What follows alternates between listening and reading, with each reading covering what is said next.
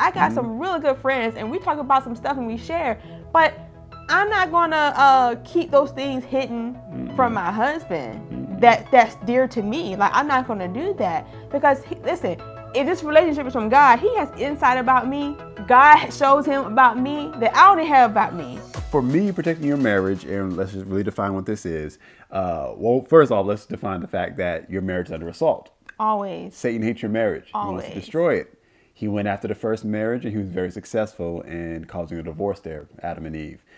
So he's been from the beginning attacking marriages, and I have to give him credit for being pretty good at it. He's pretty good at sowing discord and division. That's one thing he's very good at.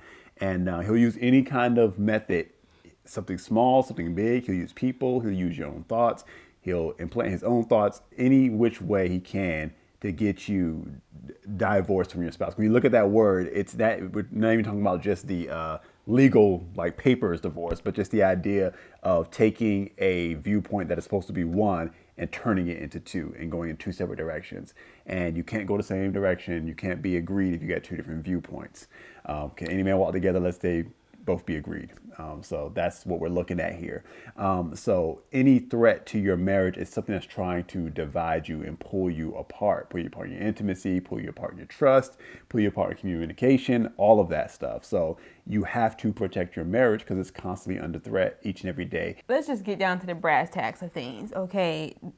I'm going to always talk about Romans 12:1 and 2, be not conformed to this world and its way of doing things, okay? So the world's way of protecting their marriage, or actually they have no way of protecting their marriage. Don't follow the ways of the world because it doesn't work, okay? We have seen it time and time again. Open marriage don't work. Having separate accounts don't work. All that stuff, it doesn't work, okay? So let's scrub all the ideas of the world and let's talk about this from a biblical God's way. All right. So Jason just said your marriage is always under attack. But you don't be the attacker of your marriage because you have poor habits, you have no discipline, and you just leave your marriage wide open. A lot of times we are just careless because we don't know how to transition from single life to married life.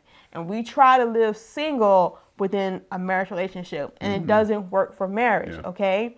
So let's not be blind. Let's not be dumb. Now, I'm not telling you to be fearful or suspicious, but always be circumspect. Always be aware of the fact that there is an enemy out there, and he will take your lack of knowledge, your ignorance, or just your carelessness and use it against you, okay? So we'll get into some very practical stuff that's going to help shore up your marriage. Now, if you think this is too extreme, then this is not for you. Okay, keep doing it your way and see how long you stay married. Also be warned, though, that the most common way that people go leads to 50% divorce. So absolutely. Throw that out there. And we have a lot of habits that just leads to divorce, leads to discord in your relationship. And then you kind of wonder why 2 years, 5 years, 10 years down the road, you're not married or you don't get married anymore. One of the biggest things when it comes to shoring up your marriage and protecting your marriage is leave all other people outside of it. Okay? That includes family, that includes friends, that includes everybody. Okay? The only people that should be in your marriage is your spouse and God. Okay? Now, what I'm not saying is don't take wise counsel from godly leadership. Don't, listen to advice that's sound. But what I mean is we invite a lot of people into our marriage that shouldn't be in there. The opinion of your parents about your spouse after you're married, it needs to be settled. Okay? I love and respect his parents. I love and respect my parents. But this is our marriage. This is my husband. And I need to honor him, respect him. I need to know him. I don't need to be hearing negative things about his character and stuff like that all the time and expect me to have a good idea of my husband. Like that's bad for your marriage. So leave those folks out there. Don't listen to your friends, especially your single ones. If they're not married, they cannot give you marriage advice. Never take marriage advice from a single person. I don't understand when people think that. Listen, I don't care how smart they are. If they're not married, no. They're the last people you can take advice from, okay? But the key to letting these people, leave these people out is to not invite them in by complaining about your spouse. Yes. That's the biggest thing. So one of the easy way to sum all that up, what you're saying, is boundaries. Yes. You got to set boundaries. And a key boundary in marriage is the boundary of y'all's privacy. Yes. Okay? And so you can't go spreading. If y'all having an issue, y'all have that issue. Don't let nobody else know y'all having that issue. Yeah. Okay? Now, this is, you made mention of having godly counsel. Y'all got to have insight that y'all can go to. Yeah. Even if it's something like a ministry of marriage that you're watching virtually, Like this. this. You know, we had that when we stumbled across Exo Marriage. You got to have something that can what's the word looking for, but be unbiased and offer insight into your marriage when you are having issues. But you don't need to have 20 different people that you're going to and confiding in every time you have an issue or a fight with your spouse. You're on the phone talking to your mom about it. You're on the phone talking to your best friend about it. No, what that does is it lowers your spouse in the eyes of that person. And if you ever do get your head on straight and decide that you want to start working on your marriage, it's going to be very difficult to have those people as friends and as family because they're going to be constantly keeping that old viewpoint that you presented to them of your spouse. And you've damaged something here that can be hard to repair. And sometimes in the heat of the moment, if you're upset with your spouse, you're going to share things and say things that may not be all the way accurate, could be a little bit inflated because you're just heated. Oh, yeah. And then you're going to regret saying that, like, oh man, I shouldn't have said that. Or I was being a little dramatic and now I didn't think this about my spouse. So again, if you have issues you need to discuss with someone, it needs to be someone, a Christian counselor, your pastor, someone that's going to keep your stuff confident. For us, we have that, but we also have a core group of friends. Yeah.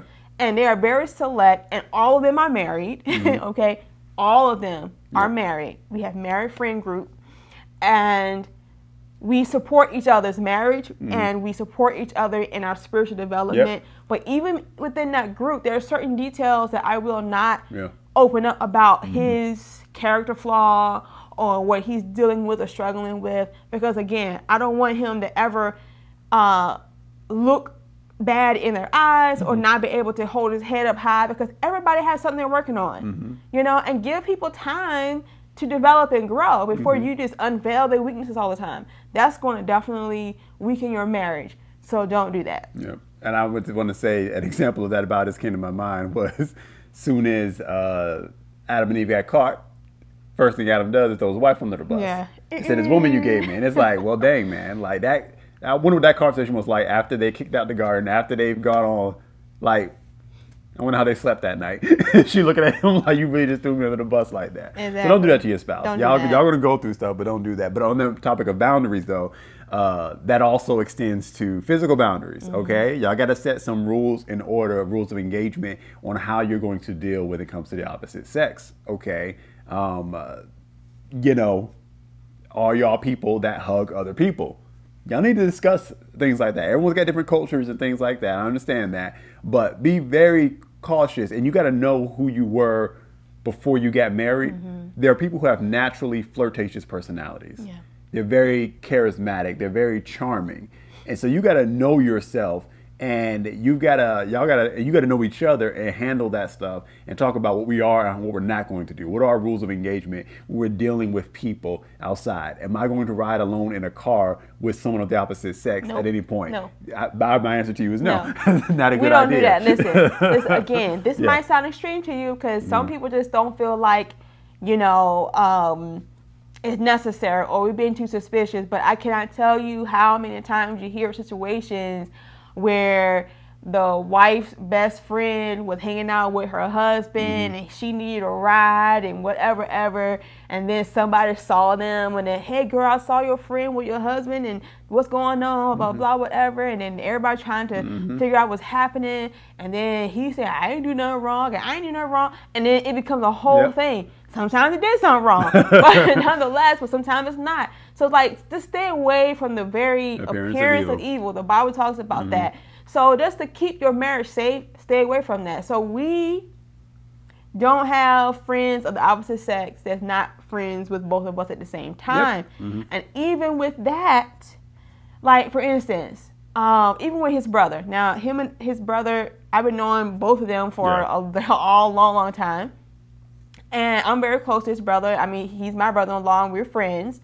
but he's also married. And even before he got married, if I needed to discuss something with him, through text message or on the phone, I will always include my husband in our conversation. I will include him in the chat because I just didn't want anything to be suspicious. I didn't want anything to look like wrong. I didn't put my brother-in-law in a precarious situation. I didn't want to be put in that situation as well, and I wanted to respect my husband in that. So if anybody saw it, anything, my husband was always in the know of everything.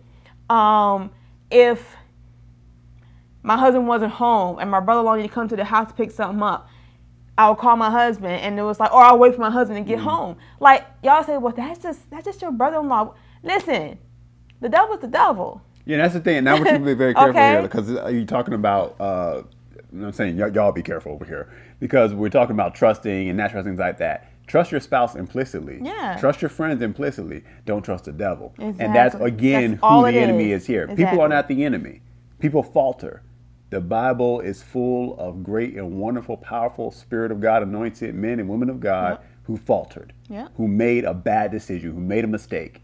And it seemed like, well, how did you make that mistake? They didn't have the boundaries up. They didn't protect themselves.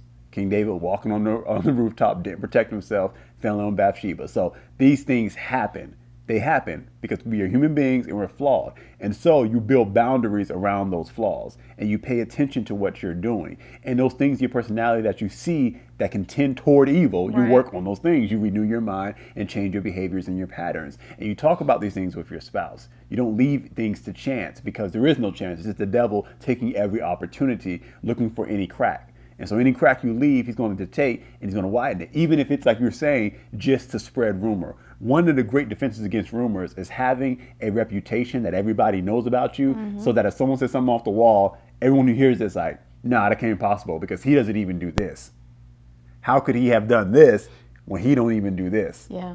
Because you got a wall that sets you back so far away from doing something crazy. Someone say, well, I saw them I saw Jalen in a hotel room with another woman. Well, no, that doesn't make sense because Jalen doesn't even go ride in a car with another woman. Jalen doesn't even like that. It doesn't even make sense. And that's one of the great things about having that kind of standard. When I started working in the workplace, I was pretty young. It was before we got married. And I was working it wasn't like a Christian environment, like a church environment. It was just, secular world job.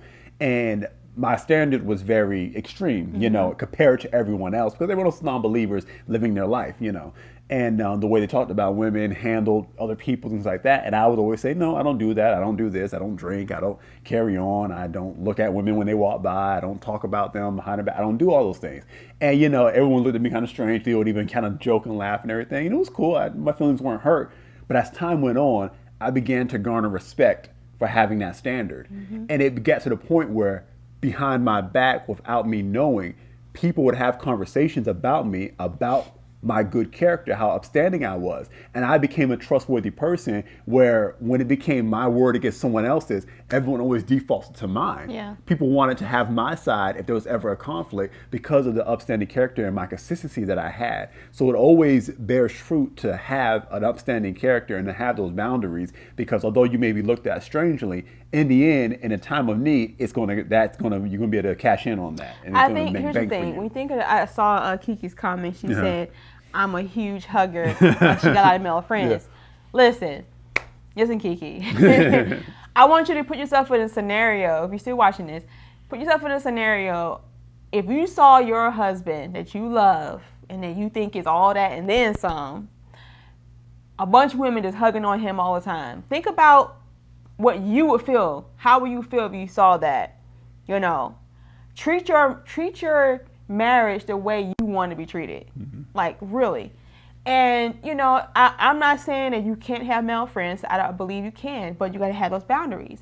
And those male friends don't understand that, hey, you are a married woman, and this man right here that I'm married to, he's the only one to have access to this body. He's the only one to have access to my soul. He's the only one to have access to my spirit in that way. Then they're not your friends. We had a good time pre-married. I would cherish those moments, but clink, clink, I'm not yours. I can't deal that same way. And if you're not cool with my husband, we definitely not friends. Like, we're not even talking. And that's just how we are with our opposite sex friend. The scripture where Jesus talks about the way you know who the Son of Man is, the way you know, and I might be butchering it here, but the way you know the shepherd is that he enters through the sheepfold or enters through the gate. Okay, but a wolf or the deceiver, the enemy, the devil will enter in some other way. He tries to breach, and that's something that's very specific when you can see that spirit on people because they got to find some other way. And I'm thinking about something recently that happened. The lady who was coming out the store while you were away. So yeah, I'll let you tell story if you feel like it. But it's funny. But people always find a way to try to circumvent authority or circumvent the covenant of your relationship with your spouse. And it's not something to play with, it's not something cute. When you notice that and you see it from a mile away, make a note of it. Watch it. Be very cautious if you have to deal with this person on more than one occasion, because that's a threat. Because again, it's not even about the person. There are people who are so loose with physical touch and with communication and just intimate details that they don't even know that they're violating boundaries and things like that. But there are lots of people who don't. But you have to be the one to draw that line, because like you said, some people don't have that filter. Oh yeah. So like, no other man can come to me and talk to me about their problems, their relationship, their problems. Like I don't want to hear an intimate problem. That's not for me to hear. Not for me to counsel you on.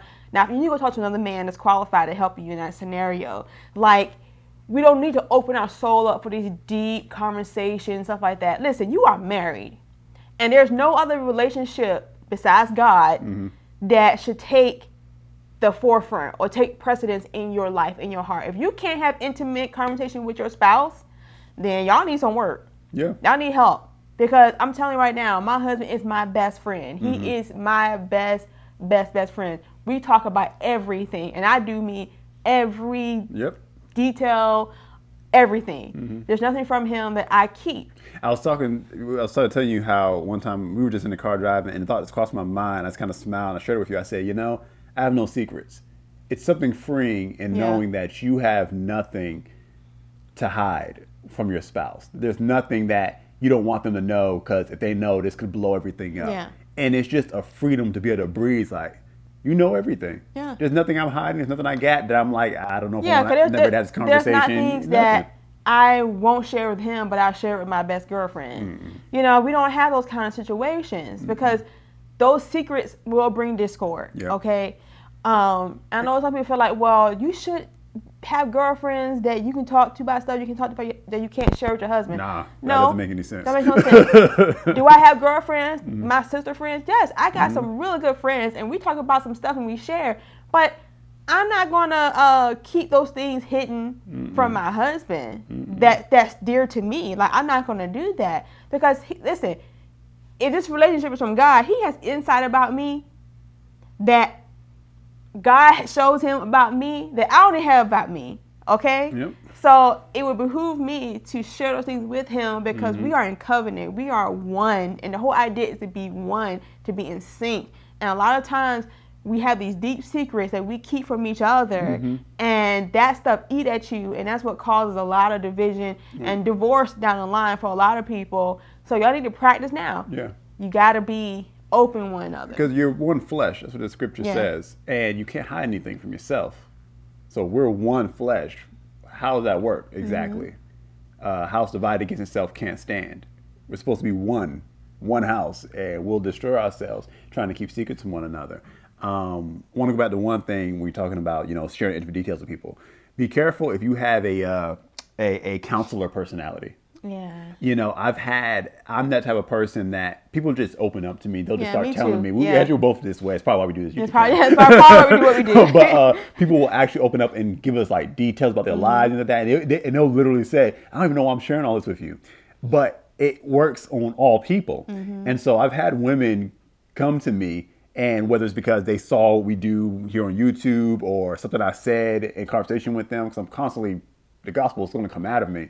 And they'll say, and I've had women say to me, like, well, can you mentor me? Can you be like a coach for me, something like that? And immediately the first thing that comes out of my mouth is, you should talk to my wife. You should meet my wife. You should sit down and talk to my wife. Someone will come to me and say something they saw on the video, and and I know it's an opportunity for me to give advice. I'm like, you should reach out to my wife. She could help you with that. I immediately do that when it's someone of the opposite sex, because that's not, because when you put yourself in that position of it's like a sense of authority and power that you suddenly can exercise over a person because they're vulnerable to you, and you can either abuse them or they can be so vulnerable that they can act out and they kind of like imprint on you in a sense, and in that emotional vulnerable state they'll act out on that to you. And if you're having the wrong kind of day, you might not resist it. Yeah. And again, these are the little things. It doesn't start with someone having negative intentions always. Sometimes it does, but it doesn't always start that way. Sometimes you have the best of intentions and things go south. Exactly. It happens. It happens every day, all the time.